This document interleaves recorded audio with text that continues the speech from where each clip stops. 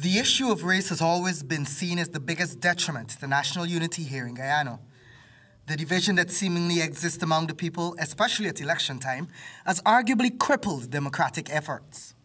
The son of the late president, Dr. Jagan, believes that it is time Guyanese stop voting on the basis of race. I am appealing to all voters out there to throw aside your prejudices, throw aside your blind loyalties, the people who cannot help you anymore.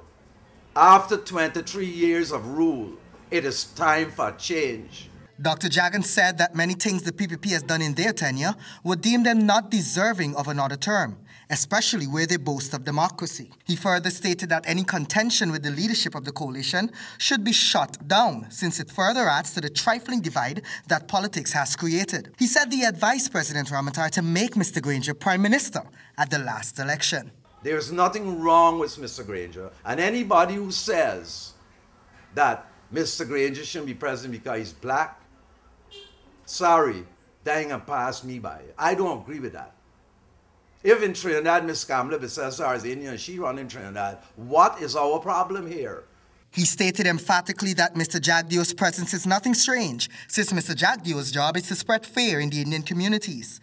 Dr. Jagan further stated that the former President Jagdeo is now responsible for a lot of fear that is being peddled on the campaign trail. I said he's a coolie bully of politics.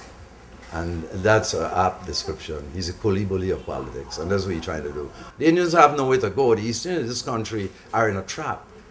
In their own trap, they can't get out. As I said before, if this country was all Indian, like Sri Lanka, and the PEP was running against the opposition, and the opposition was all Indian, they won't win 25% of the vote, I'm sure of that. He said the former president should not be mounting any campaign against anyone, since he has several failed economic policies.